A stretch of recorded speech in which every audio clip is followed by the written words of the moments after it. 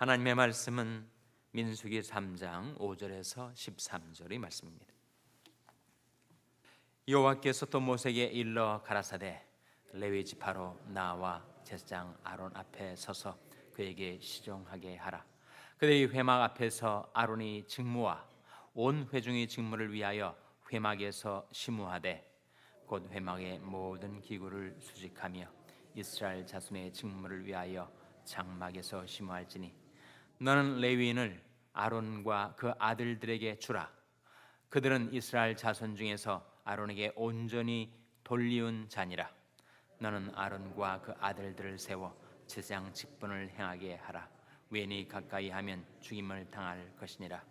여호와께서 모세에게 일러 가라사대 보라, 내가 이스라엘 자손 중에서 레위인을 택하여 이스라엘 자손 중 모든 첫 해에 처음 난 자를 대신케 하였은즉 레위는 내 것이라. 다 같이 읽으시겠습니다. 처음 난 자는 다 내 것임은 내가 애굽 땅에서 그 처음 난 자를 다 죽이던 날에 이스라엘의 처음 난 자는 사람이나 짐승을 다 거룩히 구별하였음이니 그들은 내 것이 될 것임이니라. 나는 여호와니라. 아멘. 할렐루야. 서로의 평강의 복을 기원하는 마음으로 샬롬 인사 나누시기 바랍니다. 샬롬. 샬롬. 오늘도 목요 새벽 기도에 잘 나오셨습니다. 임마누엘 선교회 원래가 오전 11시에 본당과 친교실에서 있게 되겠습니다. 오늘은 레위인에 관한 말씀이에요. 레위인은 누구인가? 이스라엘의 12지파 중에 하나죠. 야곱에게 12아들이 있었는데 그 레위라는 아들의 후손들이 레위지파입니다. 근데 레위지파는 12지파 가운데서도 특별히 하나님의 일을 위하여, 하나님의 목적을 위하여 하나님께서 구별하셔서 하나님의 것으로 삼으시고, 그들은 전쟁이 나도 전장에 나가 싸우지 않고 성막을 중심으로 해서 하나님을 섬기는 특별한 직무를 부여받았습니다. 하나님께서 왜 레위인을 그렇게 성별하셨을까? 사실은 애굽에 내렸던 10가지 재앙 중에서 10번째 재앙이 바로 애굽의 장자를 치는 재앙이었는데, 이스라엘 백성의 장자들이라고 특별하게 그들이 죄가 없고 그 심판을 받지 않아도 될 거룩한 자녀들이 아니었습니다. 다를 바 없는 애굽 장자들과 다를 바 없는 죄인들이었는데 하나님께서 그들에게는 심판을 내리지 않으시고 그들을 다 살려주셨어요. 그래서 오늘 본 말씀 13절에 나온 말씀입니다. 13절 말씀 같이 읽겠습니다. 시작. 처음 난 자는 다 내 것임은 내가 애굽 땅에서 그 처음 난 자를 다 죽이던 날에 이스라엘의 처음 난 자는 사람이나 짐승을 다 거룩히 구별하였음이니 그들은 내 것이 될 것임이니라. 나는 여호와니라. 하나님께서 애굽의 장자를 치실 때 이스라엘의 장자들은 다 살려 주셨는데 그것은 바로 하나님의 구속의 은혜였고, 그래서 이스라엘의 장자들은 다 하나님의 것, 하나님의 소유로 삼으셨습니다. 그런데 이스라엘 장자들을 실제로 다 불러내서 그들을 성막을 중심으로 봉사하게 하는 대신 하나님께서 레위인을 성별해 내신 거예요. 12절 말씀이죠. 12절 말씀 같이 읽겠습니다. 시작. 보라, 내가 이스라엘 자손 중에서 레위인을 택하여 이스라엘 자손 중 모든 첫 해에 처음 난 자를 대신케 하였은즉 레위인은 내 것이라.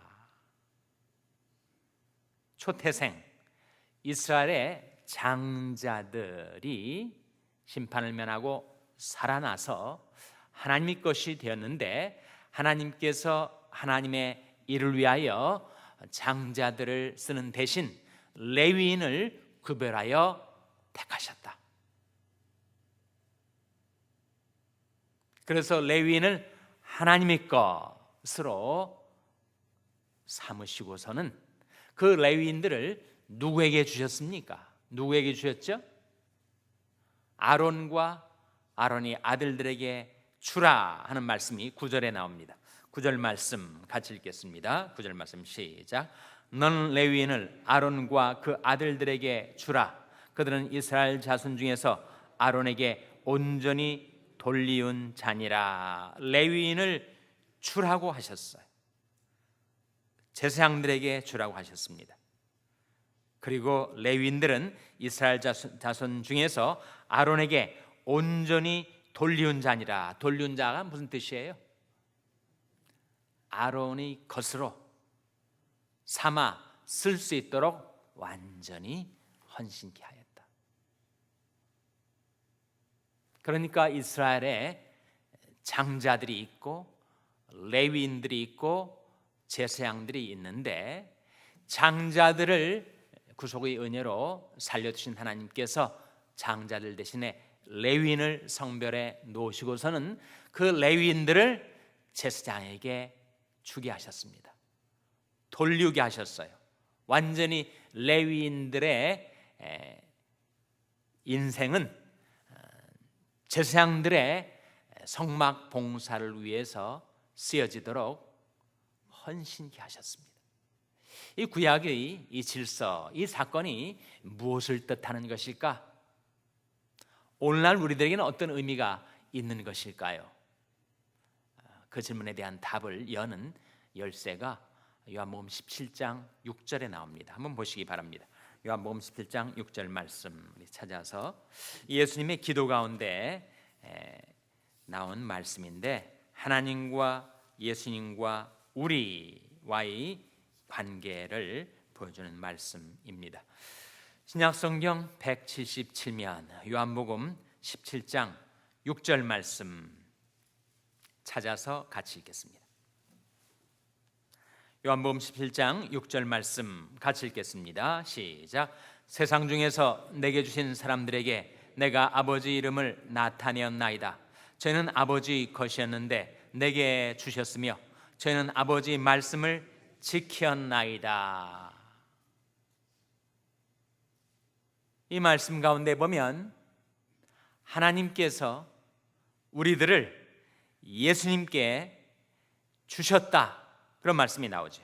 세상 중에서 내게 주신 사람들, 그러니까 하나님이 우리들을 대제사장이신 예수님께 주셨다는 거예요. 그리고 예수님께서는 우리들에게 아버지 이름, 아버지 인격과 능력, 하나님이 누구신가를 우리에게 나타내 주셨다는 것입니다. 우리는 원래 아버지 것이었습니다. 하나님이 우리를 창조하셨으니 아버지 것이었죠. 그리고 죄에 팔려갔던 우리들을 다시 구속하셔서 구속의 은혜를 베풀어 주셔서 우리들을 하나님의 것으로 삼아 주셨었는데, 그 우리를 예수님에게 주셨다. 저희는 아버지 것이었는데 내게 주셨으며 저는 아버지 말씀을 지켰나이다. 현대인들에게 가장 중요한 질문은 Who am I? 내가 누구냐? 자기의 아이덴티티에 관한 질문이라고 하죠. 그러나 그 질문을 제대로 된 해답을, 정답을 발견하려면 Who am I?라는 질문보다 더 근본적으로 중요한 질문, 어떤 질문이라고요? Whose am I? 나는 누구의 것이냐?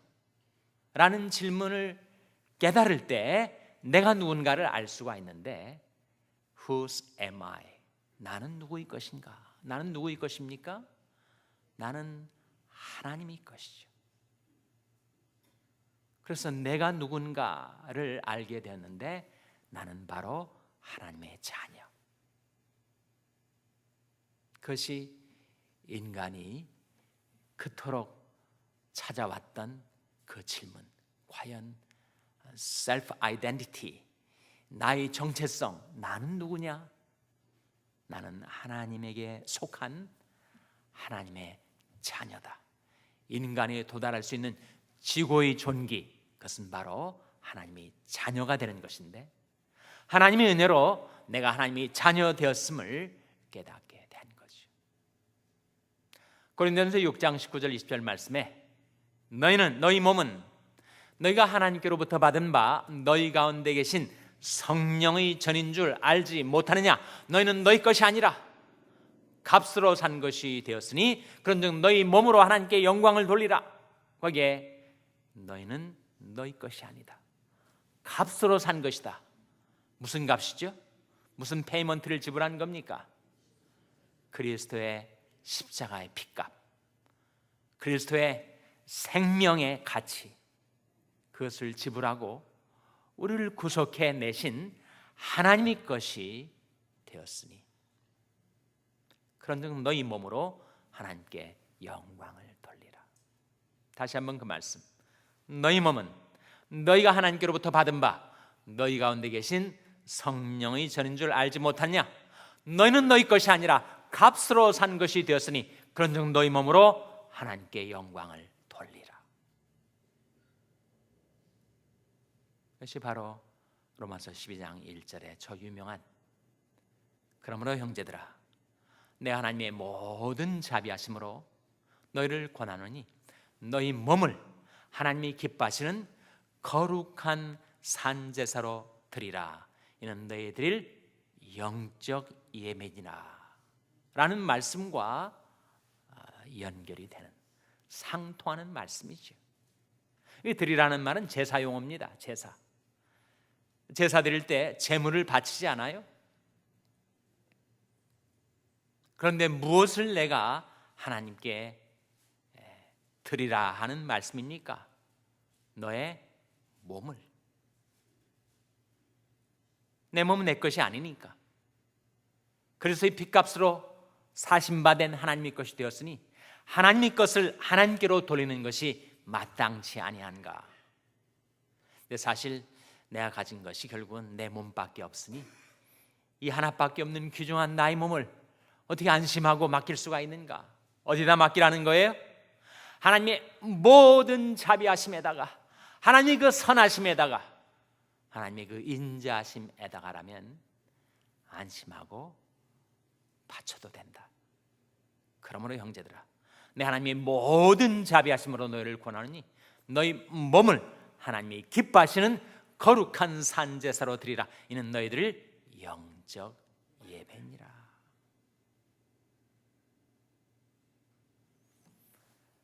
하나님께서 우리를 창조하셔서 우리는 하나님의 소유였습니다. 근데 죄에 팔려갔어요. 그랬던 우리를 그리스도의 생명의 핏값을 주고 우리를 다시 사서 재차 하나님의 것으로 삼아 주시고서는 이제는 대제사장이신 예수 그리스도에게 마음대로 쓰라고 우리를 주셨습니다. 그러니 우리가 무엇을 위해서 살아야 될지, 어떻게 살아야 할지, 우리는 하나님이 소유된 하나님의 자녀, 자신의 정체성을 확인하고 이게 원래 하나님의 것이니 하나님께 드리는 것이 마땅하다.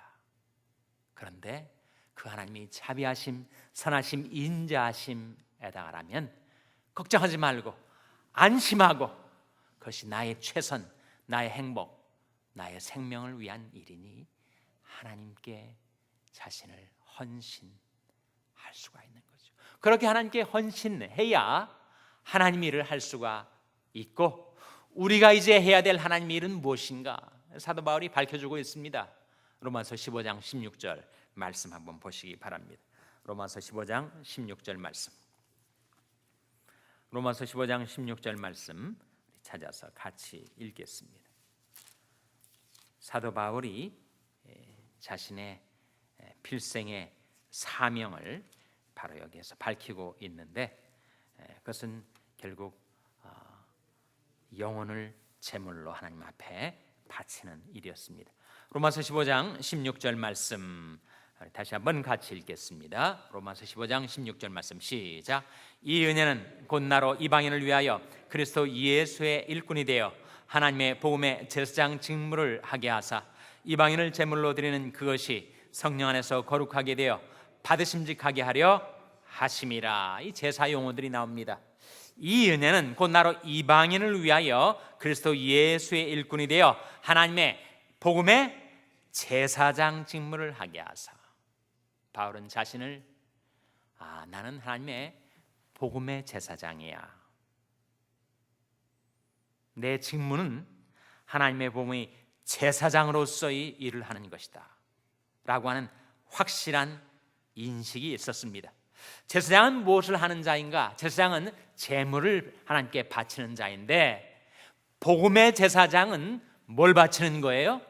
양과 송아지, 짐승, 가축을 죽여 그 피를 바치는 것이 아니라 뭘 바치는 거라고요?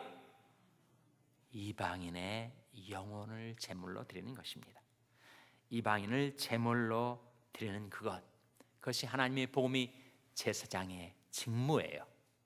근데 이방인이 너무 죄로 더러워져 있습니다. 그것을 하나님의 거룩한 제단 위에 바칠 수가 없어요.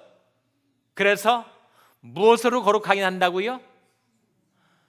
성령 안에서 거룩하게 하여 그 죄를, 이방인의 영혼에 덕지덕지 붙어있는 그 죄를 성령이 물로 씻어내고 성령이 불로 태워서 성령 안에서 거룩하게 하여 하나님이 받으심직할 만한 그런 제물로 바치는 것, 그것이 바로 이제 복음의 제사장 직무를 하게 된 바울이 행해야 될 하나님의 일이었다. 그렇게 고백을 하고 있는 거예요. 나는 그리스도 예수의 일꾼, 나는 하나님의 복음의 제사장. 그 제사장의 직무가 있는데 그 직무는 무엇인가? 이방인을 제물로 드리는 것. 죄로 더러워진 이방인의 영혼을 그대로 드릴 수가 없어서 성령 안에서 거룩하게 만들어서 이제는 하나님 앞에 그 영혼을 바치는 것. 누가 그 일을 감당할 수가 있는가?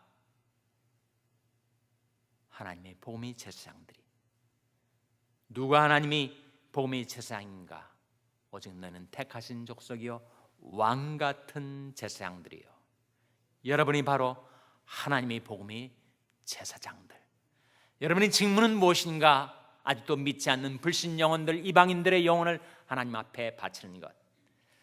이방인들의 영혼은 죄로 더러져 있고 우리는 무력하니 어떻게 이 직무를 감당할 수 있는가? 오직 성령 안에서 감당할 만한 능력받고, 그리고 이방인들의 영혼은 성령으로 거룩하게 하여 하나님 앞에 드리는 것. 그 하나님의 복음의 제사장 직무를 감당하며 살아가시는 저와 여러분 될 수 있기를 주님의 이름으로 축원합니다.